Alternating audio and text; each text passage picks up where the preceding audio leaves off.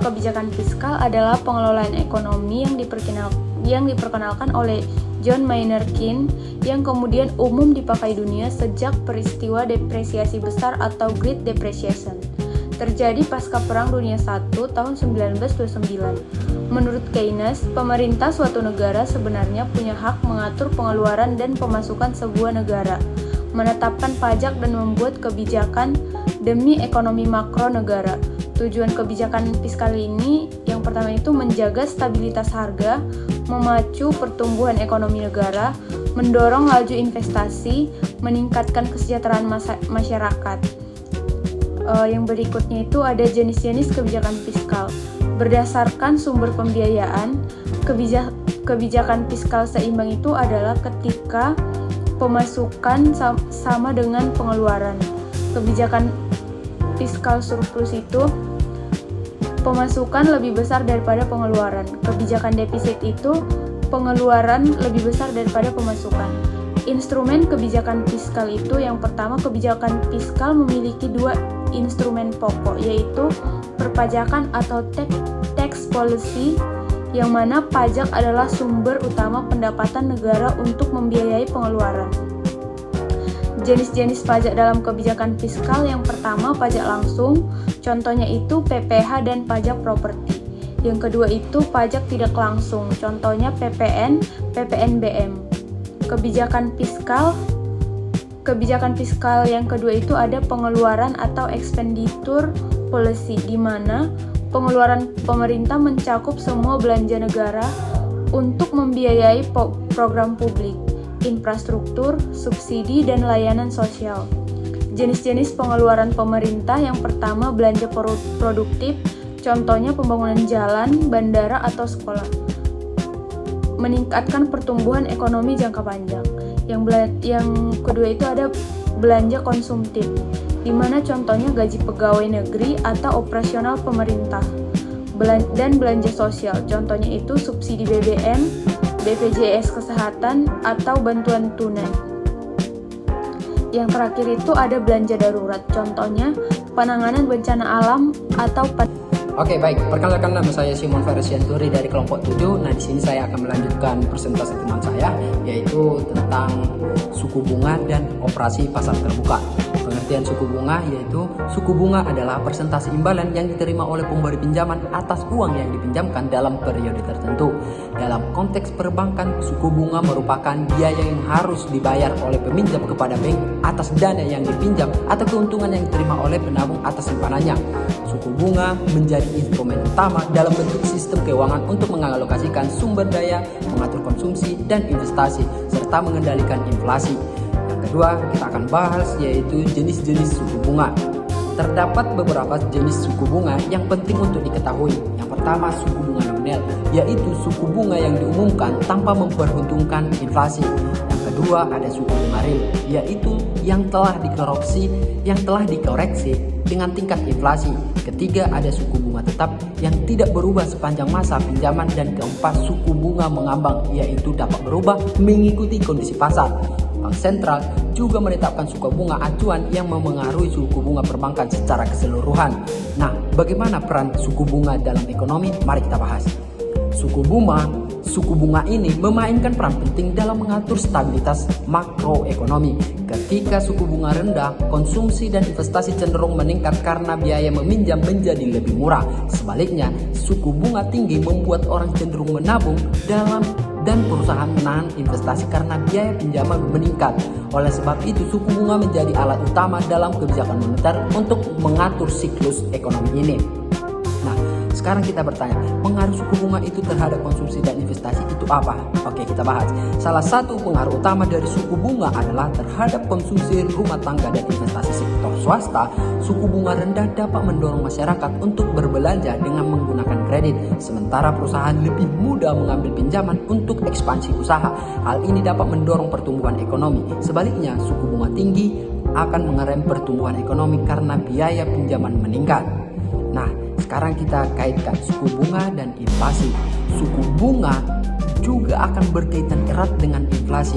Bank sentral biasanya menaikkan suku bunga ketika inflasi itu meningkat dengan tujuan mengurangi jumlah uang yang beredar dan menekankan permintaan. Dengan biaya pinjaman yang lebih tinggi, konsumsi dan investasi menurun sehingga tekanan terhadap harga juga menurun. Sebaliknya, jika inflasi rendah atau terjadi deflasi, bank sentral bisa menurunkan suku bunga untuk mendorong kegiatan ekonomi.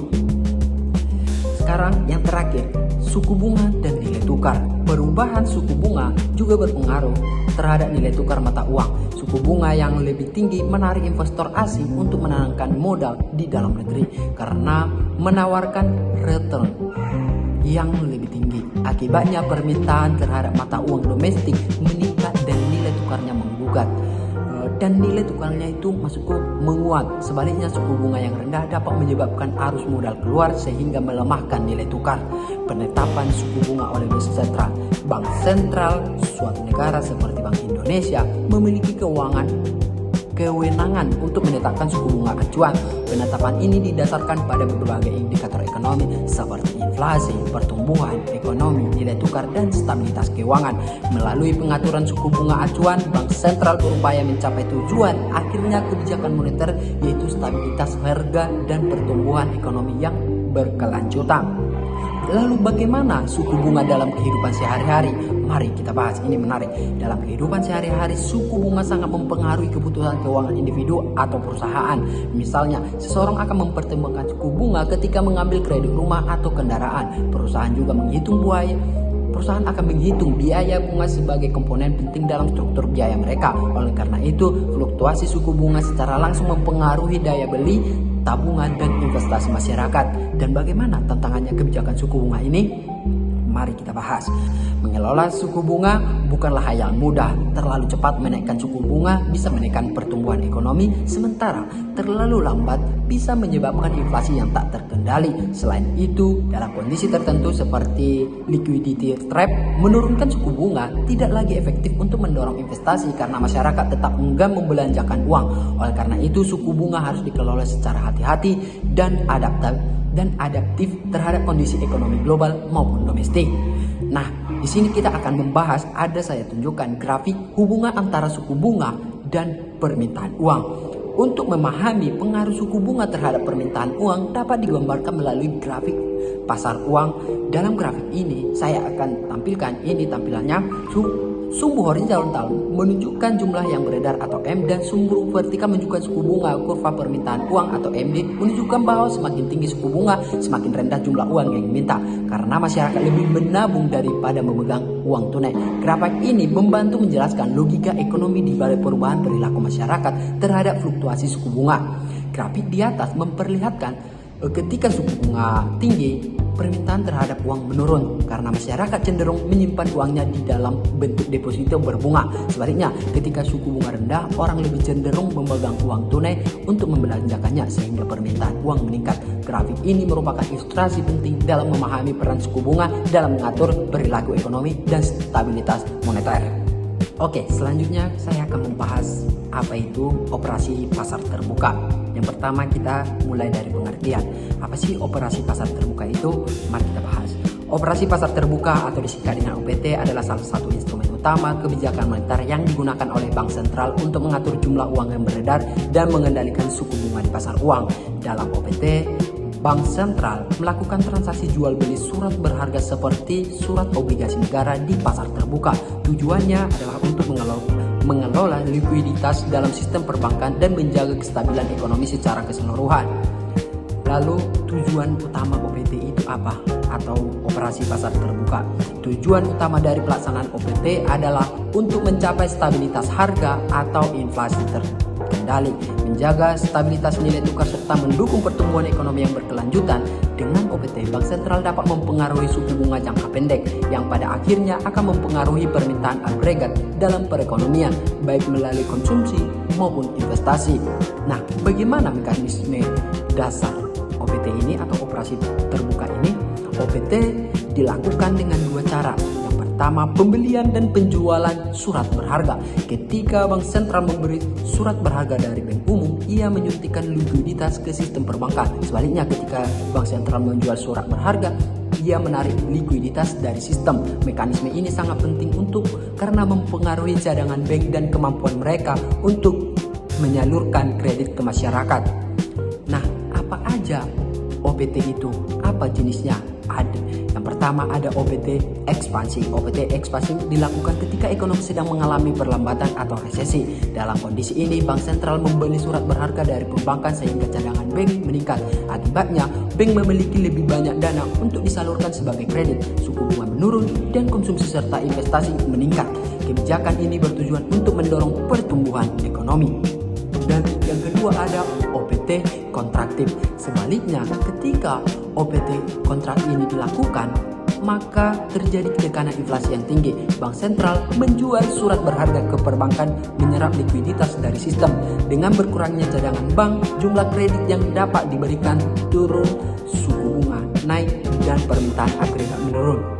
Tujuan dari OPT kontraktif ini adalah untuk menurunkan tekanan harga dan menjaga stabilitas nilai uang. Lalu bagaimana perannya dalam sistem perbankan? Nah, OPT ini memiliki dampak langsung terhadap perbankan karena mengubah jumlah cadangan yang tersedia di sistem. Ketika cadangan meningkat karena OPT ekspansif, bank memiliki insentif untuk menyalurkan kredit lebih banyak dengan tingkat bunga yang lebih rendah. Sebaliknya, ketika cadangan berkurang, bank menjadi lebih hati-hati dalam memberikan kredit dan cenderung menaikkan suku bunga. Lalu, bagaimana efeknya terhadap suku bunga? Karena menyangkut penawaran uang dalam perekonomian, OPT secara langsung mempengaruhi suku bunga jangka pendek di pasar antar bank atau interbank money market. OPT ekspansif menurunkan suku bunga karena likuiditas melimpah, sedangkan OPT kontraktif menaikkan suku bunga karena dana menjadi lebih langka. Hal ini kemudian berdampak luas terhadap pinjaman konsumen dan investasi. Lalu, ketika ditanya kelebihan OPT sebagai instrumen motor itu sebagai instrumen moneter itu apa dibandingkan instrumen moneter lain seperti giro wajib minimum atau diskonto? OPT memiliki kelebihan yaitu fleksibilitas dan kecepatan pelaksanaan. Bank sentral dapat menyesuaikan volume dan frekuensi transaksi sesuai dengan kondisi pasar harian. Selain itu, OPT bersifat pasar oriented, artinya tidak memaksa tetapi melalui mekanisme pasar sehingga lebih efisien. Dan bagaimana kalau kita lihat bagaimana pelaksanaan OPT ini di Indonesia? Di Indonesia, OPT dilaksanakan oleh Bank Indonesia atau disingkat dengan BI melalui lelang surat berharga negara atau SBN, sertifikat Bank Indonesia atau SBI, atau instrumen pasar uang syariah seperti SBIS. Kegiatan ini dilakukan setiap hari kerja untuk mengatur likuiditas jangka pendek di pasar uang. Keputusan untuk membeli atau menjual surat berharga kondisi ekonomi dan target kebijakan moneter dari BI-nya sendiri. Lalu saya simpulkan secara keseluruhan operasi pasar terbuka merupakan alat vital dalam kebijakan moneter yang sangat efektif dalam mengelola likuiditas, mengendalikan suku bunga, dan menjaga stabilitas ekonomi secara makro. Dengan mengatur jumlah uang yang beredar, secara langsung bank sentral dapat mempengaruhi perilaku ekonomi masyarakat dan dunia usaha. Oleh karena itu, pemahaman terhadap OPT ini sangat baik, sangat penting, dan sangat baik bagi pelaku ekonomi, akademisi, maupun masyarakat umum dalam memahami dinamika perekonomian suatu negara.